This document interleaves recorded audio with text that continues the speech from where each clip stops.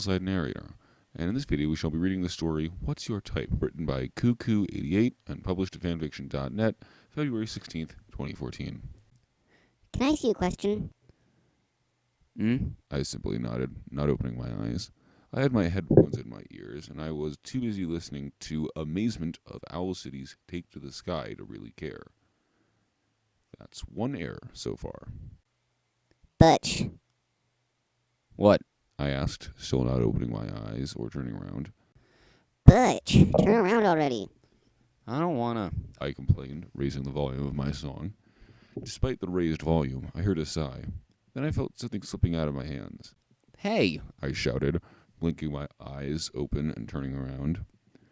A girl with dark hair sat beside me, with bright eyes. She held my phone, pressing the minus button for the volume on the side.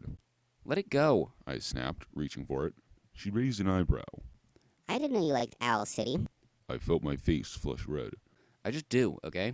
I happen to like flying, and Take to the Sky conveys it pretty well. She smirked cockily, which just made me even more embarrassed, though I'd never admit it. I see. She said with a low whistle. Hurry up and give it back, I snapped. Nope, not until you listen to me. She responded. I groaned. Fine, I'm all ears. Promise? She asked teasingly. Promise, I huffed sarcastically, turning to face her fully. you have my full and utter attention. She smiled, and for a second she actually looked cute. Thanks, Butch. I felt my face grow warm again. No problem. I muttered. A few seconds of awkward silence passed before I coughed and muttered. So, what was your question again? Oh, right. Sorry. Now her face looked pink, too, and I thought she looked pretty cute again. I mentally slapped myself. She cleared her own throat before continuing. So, I was just wondering about something. About what? I asked, raising an eyebrow. It wasn't like her to grow so embarrassed. This must be serious. I leaned in closer, and I must have made her uncomfortable since her face reddened. But I was too curious to notice or care at the time. What's your question? What? She sounded like she was struggling to talk. What is it? I pressed on. What? What's your favorite girl? She finally blurted. Huh? I paused, leaning back and simply staring at her. I could feel my face growing redder, but I couldn't seem to move. The phone had been forgotten. Just, what kind of girl do you like? She mumbled. Why are you asking? Something tugged at my heartstrings. It felt sweet, but painful too. It felt bittersweet. I'm just wondering. I think she could even tell that her words were meek and sounded like a lie. Tell me the truth. I said quietly. I like someone, okay? She finally blurted, shoving my phone back towards me. I took it, hardly caring anymore. I was too busy wondering about who she liked. There it was again, that twang in my heart. But now, it felt more painful. Who? I whispered. She didn't reply at first, face red. He's cool. She sounded like she was struggling to find the right words. He must be really special if she can't even describe him. I pushed the thought aside. And who's that? I pressed. She sighed. I couldn't tell if it was out of dreaminess or embarrassment. Maybe both. He's tough. Strong, brave, loyal. She trailed off. I felt myself wincing with each word. He sounded like a knight in shining armor, something I sure as heck wasn't. Half the time, I was teasing her like a messed up jerk. He's also persistent at times. Helpful, even. She was blushing again. It made me angry to see her blush when speaking about this guy I didn't even know. He's also really cool and athletic. He knows a lot of girls, kind of like you, so I kind of figured he'd like a similar type of girl to you. There it was again. That blush. I felt the rage within myself burn. Well, I kind of like girls who are... I trailed off. Maybe if I told her the opposite of what I like, someone she wasn't, it'd scare her away from the guy. I like someone nice, ready for a fun time. She's got to be relatively tall but shorter than me. She should like skirts, high heels, dresses, shopping. She's got to be up for a good time, if you know what I mean. I felt myself smirking with each word as I described the girls I usually picked up from clubs or even at school. She's got to be social, popular, and high up on the social ladder with connections. Smart, sweet, and sassy, the 3 S's.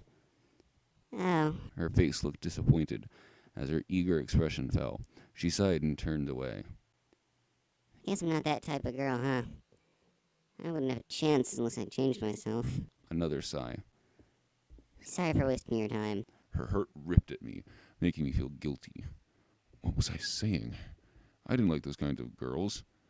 They were only good for a few nights. I didn't want her to change into one of those brainless zombies.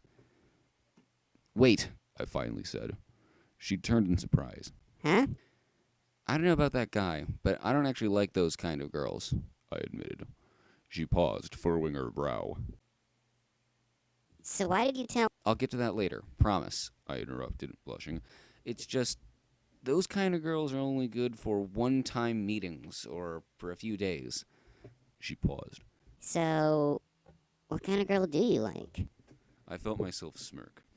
She's got to be tough, strong, brave, loyal. I watched her eyes widen. She's got to be persistent, never gives up. She'd be really helpful and like me not just for my looks, but who I am. The absence of for, F-O-R, between but and who makes the second error in the story thus far. She was blushing now, but she also looked conflicted, disappointed and happy. I wondered why. She's also got to be really cool and athletic, kind of like you and that guy. Butch, She trailed off. I sighed, holding up my hand and silencing her. I leaned in toward her ear and whispered, Do you want to know who I like? I guess. She mumbled. I like... I paused dramatically. I moved away from her ear to the front of her face, planting my lips firmly on hers. Her eyes were wide, and her face was red. She felt warm. We melded together perfectly. Sparks shot through my brain. When I finally pulled away for air, we were both breathing heavily with red faces. Our foreheads touched. I like you, I said breathlessly. That's the kind of girl I like. There's nothing like you. That nothing should have been a no one, making 3 errors. No one can make me feel the way you do. You're the only one I relate to. The story actually says this, and that's 4 errors. Butch. She mumbled. I sighed as I pulled away, holding my hands up. I know. You like some other guy. I guess this is meant to be. I forced myself to smile slightly, but I think she could tell it was broken. I lied to you so you might be too discouraged to pursue him. I know, that was a jerk move. Here, I give you permission to slap me or whatever if you wish. She flushed red. Go ahead, I said. I won't get mad, I promise. She raised a hand. I winced, eyes closed, but remained where I was, praying for the hit. But it never came.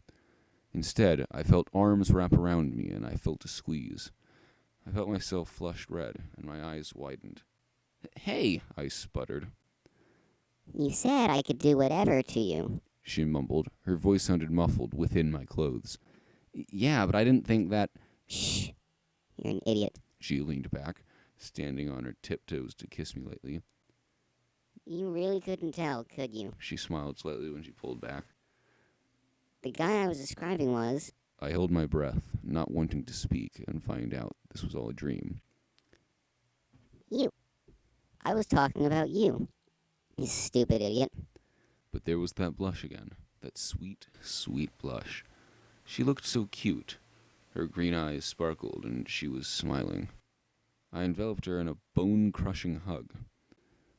Butch. She stammered, this time being her turn to be surprised.